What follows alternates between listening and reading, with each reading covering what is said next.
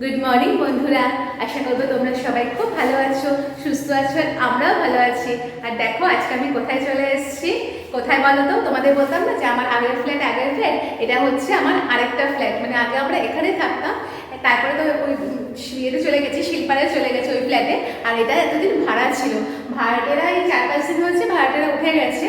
তা এখন দেখি ওর বাবা কি করে, যে আবার ভাড়া দেবে না এটাকে সেল করে দেবে। মানে এখনো সেটা মানে সঠিক মানে আমি ঠিক জানি না, বলতে যে মানে ওর বাবা বলছে দেখি কি করবো, মানে পুরো সঠিক সিদ্ধান্ত ওর বাবাও নিতে পারছে না আসলে, যে এখন ভাড়া দিয়ে রাখবে নাকি সেল করে দেবে। কেন রায়ের যদি মানে এখন দেখো 12 পাস করার পরেও কি পড়বে, সেখানে দেখো একটা মানে লামসাম খরচা আছে। যদি অন্য লাইনে কিছু পড়াশোনা করে, তাই না, তখন একটা মানে ভালো রকম খরচা। সেটার জন্য ওর বাবা বলছে কি যে তখন একটা মোটা টাকা লাগবে, সেই জন্য কি তাহলে বিক্রি করে দেবো নাকি আবার ভাড়া দেবো, মানে মাথায় কিছু কাজ করছে না। ওই জন্য বললাম যে ওর বাবাই এখনো ডিসিশন নিতে পারছে না, সেখানে তো আমি জানি না এখনো কি হবে এই ফ্ল্যাটটা, যে ভাড়া দেবো না বিক্রি করবো। তা চলো তোমাদের একেবারে আবার ফ্ল্যাটটা দেখিয়ে দিচ্ছি, যে আমার আগের মানে ফ্ল্যাট যেখানে আমি ছিলাম সেটা কীরকম ছিল। এটা কিন্তু 1 বেডরুম ফ্ল্যাট, কিন্তু এখানে না মানে 2 বেডরুম করা যেত, আমি করিনি কারণ কি মানে খুব ছোট হয়ে যেত। মানে এটা দেখতে পাচ্ছ, এই দেখো মানে ব্যাগে আমি দেখাচ্ছি সবটা, এই যে ওইটাকে কিন্তু একটা রুম করা যেত, কিন্তু আমি এখানে টানা মানে খোলা থাকবে বলে আমি ওটাকে মানে আর করিনি। মানে তখন বলেছিল, প্রমোটার বলেছিল এটাকে একটা ঘর করে দেবো, ভাবলাম যে না, মানে আমার একটু খোলামেলা ভালো লাগে, মানে বদ্ধ মানে লাগে না। দেখোই তো যে আমি এমনি শহর মানে ফ্ল্যাট পছন্দই না, তারপরে যদি আবার বদ্ধ হয়ে যায় তাহলে তো সেটা আরোই ভালো লাগবে না। এই যে পচালোকটা এখানে, পচালোক এখন ডিসিশন নিতে পারছে না কি করবে, ফ্ল্যাটটা সেল করবে না ভাড়া দেবে, কি করবে সে ডিসিশনে আসতে পারছে না। আসলে কি রায়ের স্টাডিটার উপরেই নির্ভর করছে, 1-2 মাসের মধ্যে বুঝতে পারবো কোন দিকে টার্গেট করছে। আগে তো 12টা ঠিক মতো পাস করে কি করবে কে জানে, আমার তো মনে হয় 12 পাস করে মুশকিল আছে। আর আরেকটা কি বলতো, যে যারা ছিল না ওর বাবাকে, তাই আমি বলছিলাম যে অনেকের কাছে শুনেছি যে ভাড়াটাতে বলে দেয় যে দেওয়ালে ফুটো করবে না, দেওয়ালে কিছু করবে না। এই দেখো এই দেওয়ালটা টেক্সচার করা ছিল, এবার ওরা এই যে ঠাকুরের সব ছবি লাগিয়েছিল তো দিয়ে সেলুটেপ দিয়ে আটকেছিল, দেখো টেক্সচারের এই রংগুলো সব উঠে গেছে। না সেটা আমিও বারণ করেছিলাম, কিন্তু ঝোলানো অবস্থায় ছিল নাকি ক্যালেন্ডার, না সেলোটেপ অত তো ধোকার সময় আন্দাজ করা যায় না, এখন ভাড়া নিতে আসি বা কিছু করতে আসি। তখন যদি বলা হতো না যে দেখো অনেক জায়গায় ওরা সেলুটেপ লাগিয়ে না, দেখো টেক্সচারের রংগুলোকে পুরো তুলে দিয়েছে। এটাই আবার করতে হবে, রং করতে হবে যদি মানে আবার করতে হয়, সেল করতে হলে রং করতে হবে, ভাড়া দিলে রং করতে হবে না। হ্যাঁ, রান্নাঘরটা শুধু একটু করতে হবে, তোমাদের আমি ব্যাগে দেখাচ্ছি। আর আরেকটা জিনিস দেখো, তোমাদের দেখাই, এই দেখো এইটা রয়ে গেছিল এতদিন ধরে, ভাড়াটেরা প্রায় 3-4 বছর ছিল না, ক বছর ছিল? হ্যাঁ 3 বছরের উপর, 3 বছরের উপরে ছিল। এই দেখো এই ছবিটা এখানে রয়ে গেছে, আমি এখন এখানে ছেড়ে দেখো এই একটা পুতুল রয়েছিল, এই যে এটা রয়েছে, এই তাকটা সরু পাকটা এইখানটাতে এই ছবিটা রাখা ছিল, আমি দেখিয়ে নি। মানে তখন তো সে করোনা পিরিয়ডে আমরা যখন মানে এক্সচেঞ্জ করেছি বাড়ি, তখন পুরো করোনাটা সবে সারছে এরকম, তাও মানে লকডাউন হচ্ছিল, মানে তখন কি সবে লকডাউন খুলছে, মানে এই 4 দিন লকডাউন থাকছে, 2 দিন খুলছে, এরকম করে সেই মোমেন্টে আমরা মানে বাড়ির মানে করেছি, শিফট করেছি আসলে। এই যে এই ছবিটা রয়ে গেছে, দেখতে পাচ্ছ আমাদের কত পুরনো স্মৃতি, তাই দেখেছো কত ছোট্ট কুটুমা, আমার কুটুমা। ঠিক আছে চলো তোমাদের ব্যাক ক্যামেরায় আমি ফ্ল্যাটটা দেখিয়ে দিচ্ছি। হচ্ছে দেখো আমাদের মেন ডোর, মানে এখান দিয়েই ঢোকার পরটাতে হচ্ছে, তারপরে দাঁড়াও এই যে তারপরে হচ্ছে এই যে এখানটা একটা ডাইনিং মতন, আমি যখন ছিলাম এখানটাতে ডাইনিং টেবিল রেখেছিলাম, খাবার টেবিলটা ছিল এই পাশে, আর দেওয়ালে ওখানে কাজ ফাজে মানে সমস্ত শোকেস মানে করে মানে শোপিস রেখেছিলাম।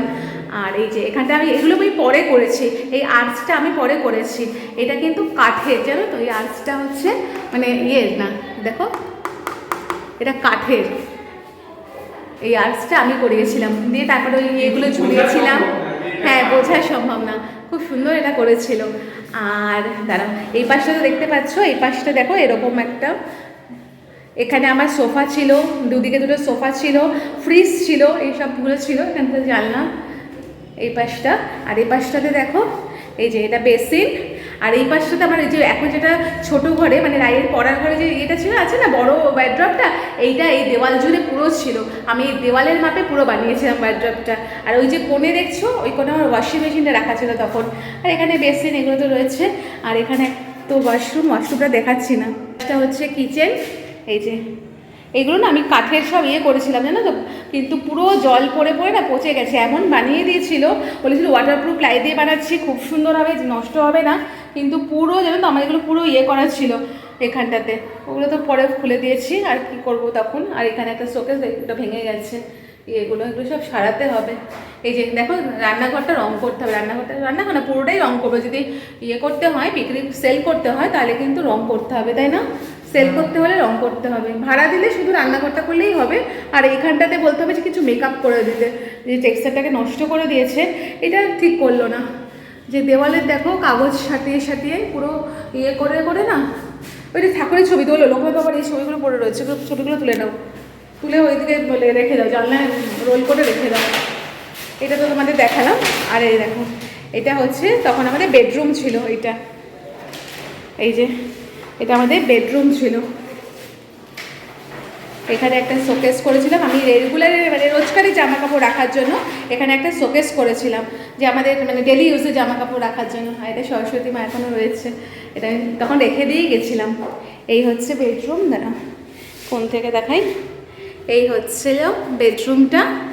আর যখন আমার এইখানটাতে মানে যখন আমার শ্বশুরমশাই ছিলেন তখন এখানে একটা সিঙ্গেল বেডের ছিল, যে এখানটাতে ছিল সিঙ্গেল বেডের একটা বক্স খাট ছিল, আর এইখানটাতে একটা আলমারি ছিল, আর এই পাশটাতে ফ্রিজ ছিল। তখন সোফা ওদিকে ছিল, মানে সোফাটা তখন এই পাশে ছিল এই দিকটাতে, আর খাওয়ার টেবিলটা তখন ওদিকে ছিল। তখন ওইখানটাতে আমি ব্যাড্রপটা করিনি, যখন আমার শ্বশুরমশাই ছিলেন আর কি। তারপরে শ্বশুরমশাইয়ের পরে ওগুলো আবার চেঞ্জ করা হয়েছে। এই হচ্ছিল আমাদের বেডরুম। আর এই পাশটাতে না বারান্দা, এটা কিন্তু টানা লম্বা একটা বারান্দা ছিল, দেখতে পাচ্ছ, এই পাশে হচ্ছে বারান্দা। আর এইটা মানে একটা বারান্দা ছিল, মানে এই পাশটাও বারান্দা ছিল। পরে আমি এখানটা একটা ওয়াশরুম করে নিয়েছি, কারণ কি একটা ওয়াশরুমে না খুব মুশকিল হতো, সেই জন্য আমি আরেকটা মানে সিঙ্গেল ছোট্ট মতো একটা শুধু ওয়াশরুম দেখাই। এই দেখো, দেখছো এখানটা একটা ছোট্ট খালি মানে জাস্ট একটুখানি ওয়াশরুমটা করে নিয়েছি, এই হয়ে গেল। আর এইটা তো বারান্দা বললাম, এখানটা তো আমার ভালো লাগতো জানো তো। এই যে এখানে আমি অনেক গাছ করেছিলাম, এখন তো সব ওই ফ্ল্যাটে নিয়ে গেছি, এখন এই দাদারা যারা ছিলেন আর কি তাদের কিছু গাছ আছে, তারপরে ফ্ল্যাটে আরও সবার বোধহয় গাছ আছে, আমি ঠিক জানি না এখন আর। তখন আমার এখানটাতে পুরো আমার সমস্ত গাছ ছিল, আর এখানে আমি জামা কাপড় মেলতাম। এইটা এই যে বারান্দা, আমি এখানটাতে এসে বসে থাকতাম। তখন তো ব্লগ করতাম না, রাইও ছোটো, মানে এখানটা আমার সময় কাটানোর গান চালিয়ে এখানটাতে বসতাম, হাওয়া লাগতো, কি ভালো লাগতো। দেখো এখনও সুন্দর হাওয়া দিচ্ছে, কি ভালো লাগছে। কিন্তু এই যে বললাম না চারপাশে খালি বাড়ি, মানে এটাই আমার ভালো লাগে না। প্রকৃতি দেখতে গেলে মানে আকাশ দেখতে গেলে আমায় খুঁজতে হবে কোথায় আকাশ, ওই যে একফালি আকাশ ওখান থেকে ওইভাবে দেখতাম। যেটা আমি চাই হচ্ছে খোলামেলা জায়গা, আমার বেশি ভালো লাগে। এই জন্য আমি বলি না গ্রাম বা সবুজ দেখলে কারণ পাগলামি করি, মানে নেচারকে দেখলেই আমার পাগলামি শুরু হয়ে যায়, কারণ আমার ভীষণ ভালো লাগে জানো তো। আমার এরকম ইট কাঠবদ্ধ জায়গা একদম ভালো লাগে না। ঠিক আছে চলো এবার বাড়ি যাই, রাই রয়েছে বাড়িতে।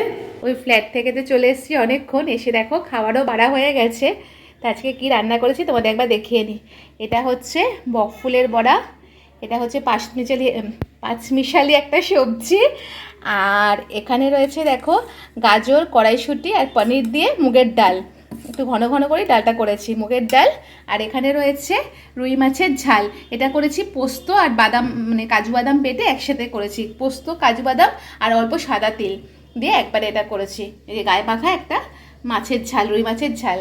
এই হচ্ছে আজকে আমাদের মেনু। দুশালিক শীতের বেলা এত ছোট হয় না, কীভাবে যে সময় চলে যায় না বোঝাই যায় না, মানে কাজ করতে করতে মানে সময় কিভাবে চলে যায়। এখন কিন্তু বেশি বাজে না, কিন্তু দেখো অন্ধকার হয়ে এসছে, এখন বাজে হচ্ছে ওই 4টে বাজতে 5 কি 10 হবে। একটু আগে খাওয়া দাওয়া করে উঠলাম, উঠে করলাম, কালকে মাসি আসবে না, বাসনগুলো ধুলাম, বাসনগুলো ধুয়ে মেজে তারপরে মুছে টুছে একদম তাকে ফাঁকে গুছিয়ে রেখে দিয়ে এসেছি, যে গিয়ে আর তাহলে এই করতে হবে না, একবারে বাসন তুলে দিয়েছি। আর ওইখানটাতে কী বলতো জল সমেত বাসন রাখা যায় না, তাহলে তো প্লাইটা পচে যাবে তাড়াতাড়ি করে, ওই জন্য বাসনগুলো মুছে রাখতে হয়। আগে যেমন এইটা ছিল না, মানে এই চাপটা আগে ছিল না যে বাসন মুছে রাখতে হতো, এখন তো সেটাও মানে আরেকটা কাজের মধ্যে পড়ে গেছে, কাজ বেড়ে গেছে এখন আমার, আরও পরিষ্কার পরিচ্ছন্নতা বেড়ে গেছে, ওইটাকে মানে ইয়েটাকে মোছা এগুলো তো করতে হয়। তো যাই হোক, যে এখন যাচ্ছি কোথায় বলো তো, এখন যাচ্ছি হচ্ছে একটু বেহালা যাব, ওখানে না লক্ষ্মী আসবে, মানে শখের বাজারে লক্ষ্মী আসবে, ওখান থেকে আমি আর লক্ষ্মী মিলে যাব, মানে বন্ধুর মানে রায়ের যে বন্ধু তার মানে ভাইয়ের জন্মদিন, তো সেই জন্য গিফট কিনতে যাচ্ছি। কি গিফট দেবো তো তোমাদের তো অবশ্যই দেখাবো। প্যাক হয়ে যাওয়ার আগে লক্ষ্মী নিয়ে চলে যাবে, গিফটটা লক্ষ্মীরা দিয়ে পাঠিয়ে দেবো, কারণ লক্ষ্মী হয়তো ওদেরকে নিয়ে যাবে, 3 জনকে ইয়ে করে দেবো, লক্ষ্মীরাতেই গিফট পাঠিয়ে দেবো, একবারে প্যাক করে নেবে। তো দোকানে যখন কিনবো তখনই তোমাদেরকে দেখিয়ে দেবো। দেরি হয়ে গেল জানো তো, অবশ্য না 4:30ও আসবে না, তার আগে পৌঁছে যাবো। আমি না এখান থেকে হেঁটে যাই, ওখান থেকে অটোতে একটা স্টপেজ চলে যাব, পুরোটা হাঁটতে পারবো না। অন্য সময় হলে আমি শখে বাজার হেঁটেই চলে যেতাম, বেশি দূর নয় কিন্তু এখন না মানে শরীরও দেয় না, বা সকাল থেকে যদি কাজের প্রেশারটা না থাকতো তাহলে হয়তো, দেখো আমি এখনই হাঁপিয়ে যাচ্ছি, কাজের প্রেশার না থাকতো তাহলে আমি চলে যেতাম, কিন্তু সকাল থেকে তো অনেকগুলো কাজ সারতে হয়েছে না আজকে, সেই জন্য আর করলাম না। কোমর ব্যথা বাড়িয়ে তো লাভ নেই না, শুধু মানে পেনকিলারগুলো খেয়ে, পেনকিলার তো ডাক্তার আমাকে দেয়নি, কিন্তু ওই যে বললাম না বেড়াতে যাওয়ার সময় লিখিয়ে নিয়েছিলাম, ওটা তো রাখার রয়েছে, ওটা তো আমি খাইনি পেনকিলারটা। তো সেই জন্য মানে ব্যথা যদি বেড়ে যায় তখন তো কিছু করার নেই না, বাধ্য হয়ে খেতে হবে। ঠিক আছে চলো গিয়ে তারপরে তোমাদের সাথে আবার করছি, কথা বলছি। এই যে চলে এসছে, সবাইদের সাথে যাবে না?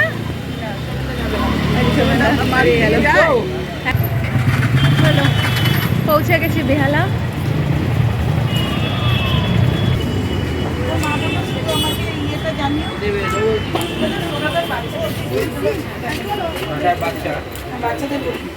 কোনটা? এই তিনটে একই হ্যাঁ নাকি ব্লু আছে বলে বলছো? না, দেখছি দেখো ব্লুটা। দেখতে ভালো, এটাই তো ভালো দেখতে। এইটা দিয়ে দিই। মোবাইল হওয়ার পর থেকে ঘড়ি উঠেই গেছে, এখন আর তো ঘড়ি পড়ে না, না অনেক কম, কিন্তু ঘড়ির ডিজাইন কি ভালো লাগে দেখতে। তাই ঘরে তো ঘড়ি ভীষণ ভাবে দরকার, কারণ দেওয়াল ঘড়ি না দেওয়াল, আমি যে হাত ঘড়ি দিয়ে, হাত ঘড়ি দেখো স্টাইলগুলো কত সুন্দর, এখন তো ওই স্মার্ট ঘড়িগুলো বেশি পড়ে। লাগাগুলো ভীষণ সুন্দর, এগুলো লাগা রেঞ্জে আছে। ঘড়ির দোকান থেকে না ওই ব্লু ঘড়িটা নিয়েছি আমরা, যে লাস্টে তোমাদের ঘড়িটা দেখালাম ব্লু কালারের, ওটা নিয়েছি।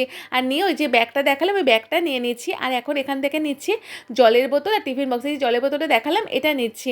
রায়ের যে বন্ধুর মানে ভাইয়ের জন্মদিন, ও 6-এ পড়ে, তো সেই জন্য আমরা ঠিক করলাম কি বলতো, যেহেতু 3 জনে মিলে যাচ্ছে, ওই মানে আলাদা আলাদা গিফট দেওয়ার থেকে একসাথে নিলে কি অনেকগুলো গিফট হবে, আর ও খুব খুশিও হবে, বাচ্চারা দেখবে গিফট পেলে বেশি খুশি হয়।